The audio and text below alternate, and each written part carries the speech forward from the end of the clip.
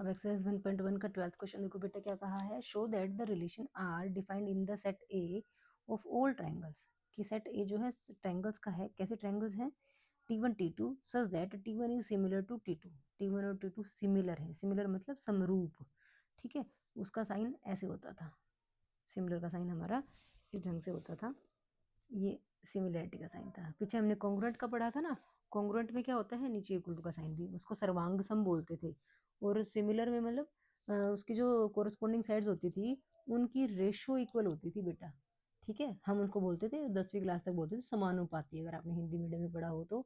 समरूप त्रिभुजों के संगत भाग जो होते, संगत भुजाएं जो होती थी समानुपाती होती थी, हम कहेंगे corresponding sides of similar triangles are proportional, ठीक है। तो ये कंडीशन दे रखी है, इसने कहा है कि शो करो कि ये एक इक्विवेलेंस रिलेशन होगा, तो पहले हमारा काम सिर्फ यहाँ तक ही रहेगा। देखो सबसे पहली कंडीशन हमारी क्या होगी, इक्विवेलेंस के लिए रिफ्लेक्सिव चेक करेंगे। रिफ्लेक्सिव की कंडीशन क्या होती है कि ए बिलोंग्स टू रिलेशन अगर है तो हमारा वो रिलेशन रिफ्लेक्सिव होता है, ठीक है। तो अब यहाँ पे T1 T2 के हिसाब से है, तो हम T1 T1 देखो, क्या खुद कोई ट्रायंगल खुद के सिमिलर होती है, बिल्कुल होती है, T1 खुद के सिमिलर तो होगी ना, इसलिए हम कहेंगे T1 बिलोंग्स टू रिलेशन, और T1 रिलेशन को बिलोंग करता है तो आप कहोगे R इज रिफ्लेक्सिव, ठीक है बेटा।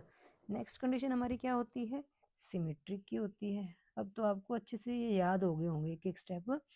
सिमेट्रिक में क्या होता है बोलो, if A B belongs to relation है that implies B A also belong to relation, इस ढंग से अगर हमारे पास आता है तो हमारा रिलेशन सिमेट्रिक हो जाएगा। तो हम क्या करेंगे, इसमें एक एलिमेंट हम खुद लेते हैं ना, तो ले लेते हैं late T1 T2 belongs to relation है, हमारे पास क्या आना चाहिए, T2 T1 belongs to relation, तो T1 T2 अगर रिलेशन को बिलोंग करता है तो इसका मतलब T1 सिमिलर होगी ना T2 के, क्योंकि हमें रिलेशन में कहा ही ऐसे गया है कि T1 T2 तभी होंगे जब T1 is similar to T2 होगी, तो ये सिमिलर है। अगर T1 T2 के सिमिलर है तो आप कहोगे T2 T1 के सिमिलर है, होगी ना, आगे पीछे किसी भी तरह कर लो, जो दोनों सिमिलर हैं।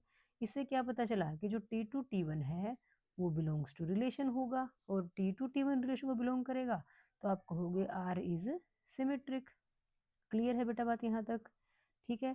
नेक्स्ट कंडीशन बोलो कौन सी होती है, हाँ, इक्वी नहीं, क्या होती है, इक्विवेलेंस थोड़ी होती है, ट्रांजिटिव, क्या होती है, ट्रांजिटिविटी की होती है।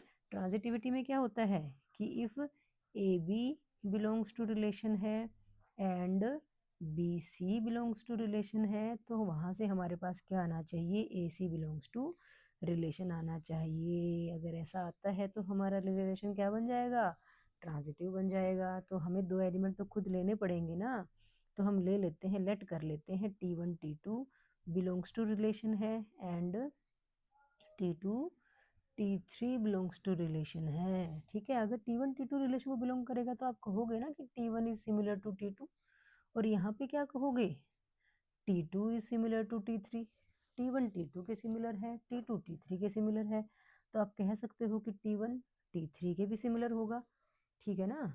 तो यहाँ से क्या पता चला हमें कि T1 कोमा T3 जो है वो रिलेशन को बिलोंग करेगा, रिलेशन को बिलोंग करेगा तो रिलेशन कैसा बन जाएगा, ट्रांजिटिव बन जाएगा। अब हमारा रिलेशन रिफ्लेक्सिव आ गया, सिमेट्रिक आ गया, ट्रांजिटिव आ गया, तो अब आप कहोगे R is an equivalence relation, ठीक है बेटा। यहाँ तक बात क्लियर है, तो इक्विवेलेंस रिलेशन की कंडीशन तक तो हमारा प्रूव हो गया क्वेश्चन, ठीक है। आगे इसमें बोला गया है, था ना, यहाँ तक हमने क्वेश्चन कंप्लीट कर लिया। आगे कहा consider 3 right angle triangles, T1 with sides 3 4 5, T2 with sides 5 12 13 and T3 with sides 6 8 10, तीन ट्राइंगल्स दे दी, तीनों की साइड्स दे दी। Which triangles among T1 T2 and T3 are related, अब T1 T2 और T3 में से कौन से आपस में रिलेटेड है, T1 T2 के साथ रिलेटेड है क्या, या T1 T3 के साथ रिलेटेड है, या T2 T3 के साथ रिलेटेड है, कैसे पता चलेगा, हमें देखना पड़ेगा कि कौन सी ट्रायंगल सिमिलर है। और सिमिलर कैसे चेक करेंगे, उनकी कोरस्पोंडिंग साइड जो होती हैं उनकी रेशो चेक करेंगे, ठीक है। अगर वो प्रोपोर्शनल है, उनकी रेशो इक्वल है, तो हम कहेंगे ट्रायंगल, जो भी ट्रायंगल की साइड्स प्रोपोर्शनल होगी वही दोनों ट्रायंगल्स क्या होंगी, रिलेटेड होंगी, ठीक है।